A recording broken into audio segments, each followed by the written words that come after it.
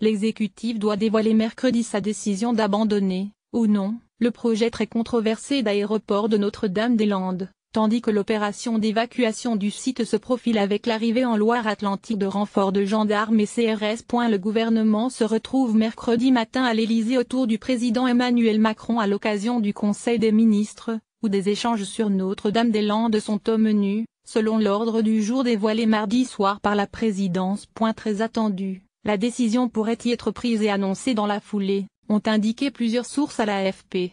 Si le verdict ne devait finalement pas être dévoilé mercredi, il le sera dans les tout prochains jours. Édouard Philippe, qui a rencontré plus de 100 élus de l'Ouest depuis 10 jours et s'est rendu discrètement samedi à Notre-Dame-des-Landes, se chargera d'annoncer lui-même la décision.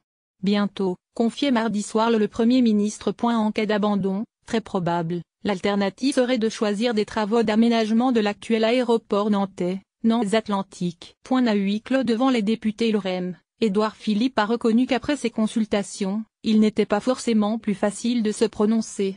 Quelle que soit la réponse, elle sera mauvaise car elle fera des mécontents, a-t-il admis. 7 escadrons de gendarmerie mobilisés sont attendus mercredi sur place, selon une source proche du dossier, avec pour objectif de quadriller la zone et procéder à des contrôles afin d'éviter l'arrivée de renforts dans la ZAD. Plusieurs compagnies de CRS seront-elles à Nantes et Rennes afin d'assurer le maintien de l'ordre en cas de manifestation, selon la même source. Imaginé au fin fond des années 60, relancé en 2000, attribué à Vinci par appel d'offres en 2010, l'aéroport du Grand Ouest a traversé un demi-siècle pour finalement devenir le symbole des atermoiements du quinquennat Hollande. Malgré la victoire du oui à 55,17% au référendum consultatif organisé en Loire-Atlantique en juin 2016, l'exécutif socialiste avait renoncé à expulser les zadistes, ses opposants qui occupent illégalement les lieux. Plutôt favorables à l'aéroport et au respect de cette consultation, Emmanuel Macron avait toutefois proposé durant la campagne présidentielle une médiation pour tenter de sortir de l'impasse.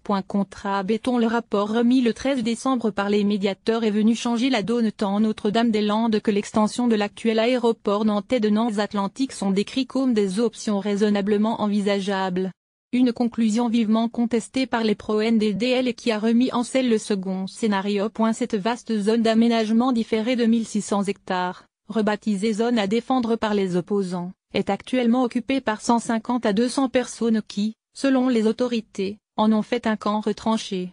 La ZAD sera évacuée des éléments les plus radicaux, a affirmé mardi le ministre de l'Intérieur Gérard Collomb, sur France 2.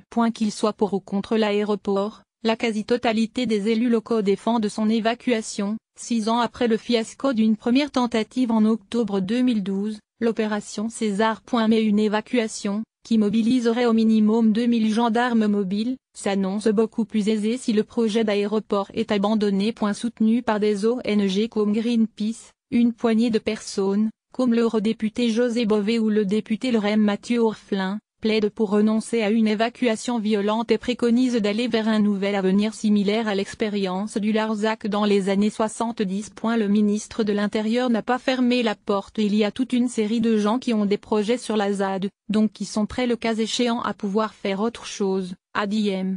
Collomb. Une façon de laisser encore clairement entendre que l'aéroport ne serait pas construit. Un éventuel abandon du projet soulève la question douloureuse pour l'État de l'indemnisation prévue pour Vinci qui, selon les rapporteurs, avoisinerait 350 millions d'euros. Le président directeur général de Vinci Xavier Huillard a évoqué mardi un contrat à béton et nickel après des rumeurs démenties de contestation de certaines clauses du contrat par l'État. Une option également évoquée par les anti-NDDL est d'entamer une négociation avec le géant du BTP, qui exploite l'actuel aéroport de Nantes et se place en vue d'une possible privatisation d'Aéroports de Paris.